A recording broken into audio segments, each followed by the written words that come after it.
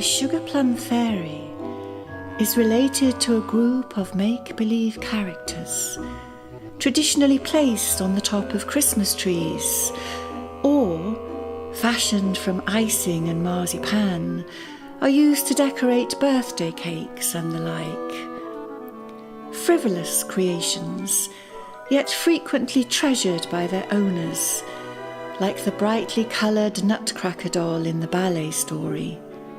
Each year brought down from lofts and attics, where they reside for most of the year, carefully wrapped in tissue and old newspaper. But please do not imagine that this is all they are. The Sugar Plum Fairy and her like have deep roots in myth, in centuries-old stories of mortal beings who are spirited away into other realms, magical realms, that do not conform in the slightest to our everyday world. Oisin is famously carried away to Tir na n in the Irish legend, Taliesin to Annwn, the Welsh otherworld, and Thomas the Rhymer in the Scottish poem, who accompanies a beautiful lady to Elfland, where he stays for 7 full years. Now there are various ways of arriving in such places, or states, as they might be more helpfully understood. In the Nutcracker story, young Clara falls asleep beneath the lighted tree on Christmas Eve, and like Alice, who drinks her magic potion, shrinks down to the size of her toys and dreams of journeying to an enchanted realm with the Nutcracker doll, given to her as a gift by her uncle, the local toy maker. The imaginal world, the let's pretend place, if you like, is all at once then animated, made real and true, and the everyday world for the duration pales into a kind of bland insignificance. Yet it is precisely because of these adventures, these extraordinary journeys into the beyond, that our everyday mortal world is enriched and made new. Joseph Campbell called such adventures the hero's journey, the pattern of which is reflected in stories from across the globe. First, he says, the hero must leave the familiar world. He, or in this case she, must break away, however fleetingly, from the enthrall of the parent. She must cross the threshold between what is known and what is unknown. There will inevitably be difficulties along the way, obstacles and challenges to face that will ultimately lead her to grow up, and she will come back changed, no longer a child, but a young woman with the knowledge gained, the treasure, if you like, that she brings home from her adventure. In our story, it is almost as if, in crafting and giving Clara the handsome Nutcracker doll, her uncle is enabling this important transition from childhood to adolescence.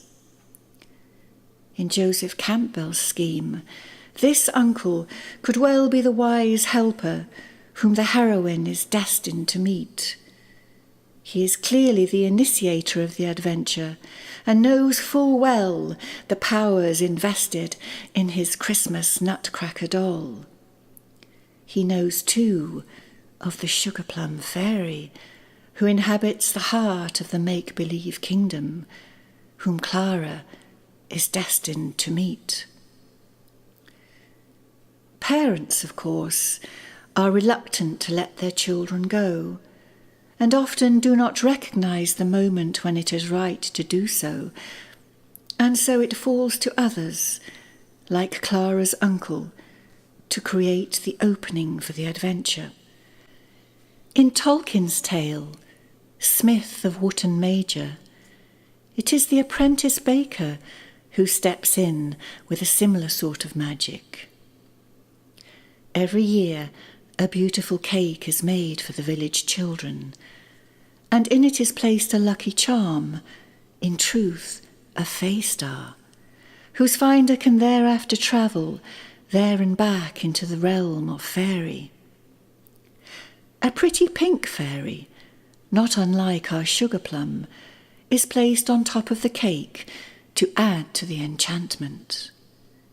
But no one ever knows that she is actually a manifestation of the mighty fairy queen herself, who rules over the enchanted realm with her husband, the fairy king, humbly disguised here as the apprentice cook. Not all is what it seems at first glance, you see, and the fairy on the cake, and indeed our own sugar plum, are merely ways in which these immense archetypal energies clothe themselves at what we might call their lower octave or frequency, the outer ripples of the deep, deep source from which they come into form. Well, the young boy who finds the fey star, Tolkien's alter ego, it has been said, travels at will between the worlds and becomes known as Starbrow. For whenever he returns from fairy, the star which is stuck onto his brow glows and glows, especially after he meets the fairy queen. But before Clara and her prince can travel to such a realm, they must first do battle with the seven-headed Mouse King, who appears after midnight in the sitting room with his army of mice. The battle is hard fought, with each side alternately gaining and losing in ascendancy. But then the mice get the upper hand, and for a scary moment it seems as if the Nutcracker is defeated. The Mouse King swells with pride, momentarily taking his eye off the battle. But that one moment is all that is required by an emboldened Clara, who grabs a gigantic slipper and, hurling it across the room with all her might, hits the fearsome Mouse King in the head, knocking him down dead. Triumphant, Clara and the Nutcracker then journey across the skies to the enchanted land of snow, during which time they fall sweetly in love. The Nutcracker becomes Clara's beloved, completing her introduction to the adult world. On arrival in the snow-clad kingdom, they are greeted by a troop of delightful dancing snowflakes before continuing their journey onward to the delicious land of sweets presided over by the sugar plum.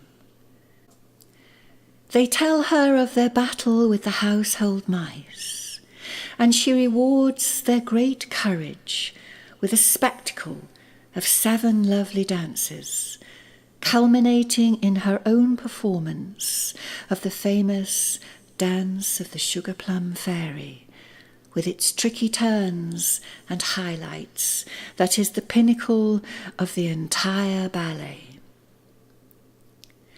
Clara then awakens from her dream, still clutching her beloved Nutcracker doll. She dances with him in her arms, remembering the wonders of the night before. The curtain then falls. The audience applaud rapturously, if all has gone well, willing the curtain to rise up once more.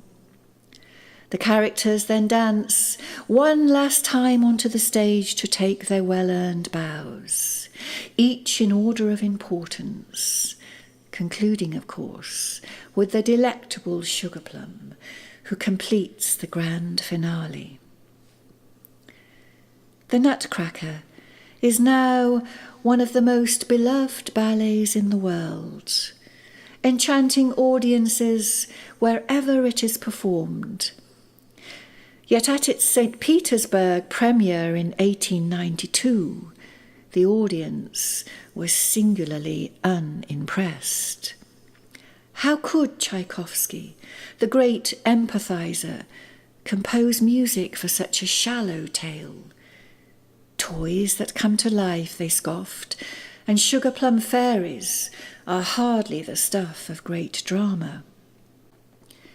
Yet surely this is a story for children, and it is to the soul of the child, or indeed the inner child, that it calls.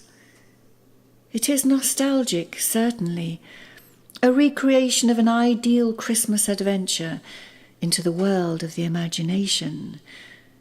And if you have spent any time with very young children, those who have not yet lost their innocence, you will know that this is just the kind of adventure they adore, and from which they will benefit hugely. They know full well the difference between dimensions, that toys don't actually come to life, that children don't actually shrink down to join them and do battle with household mice. They know clearly that the land of sweets is imaginary, and that the sugar plum fairy is a figment of this realm, and yet,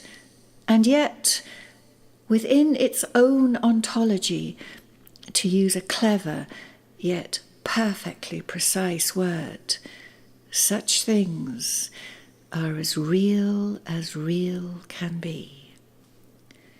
So please don't scoff and turn up your intellectual nose, for the sugar plum fairy, albeit often fashioned from festive marzipan and frosted icing, is not at all discontinuous with the fairy queen proper, as Tolkien has clearly shown us, the archetype, the goddess in fact, before whom men quake in their boots and bow down, and to whom, unless we have hearts of stone, we are all ineffably drawn.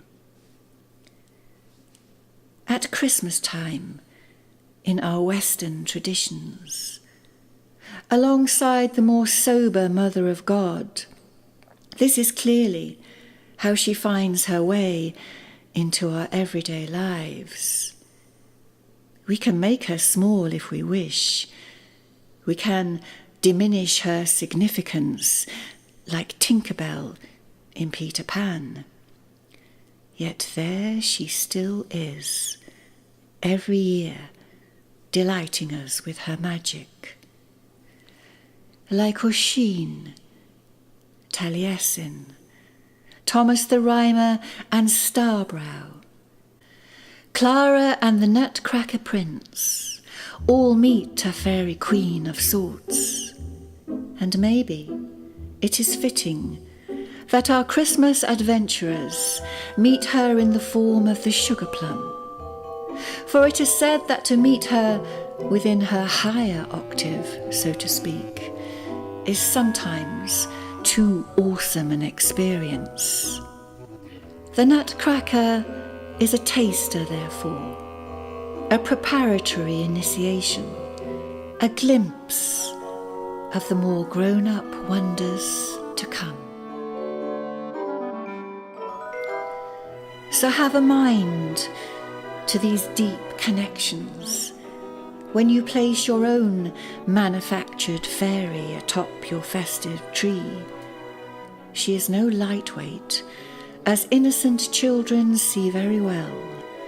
She is a reflection of light itself, glorious and utterly compelling to behold, the feminine aspect of the divine within creation.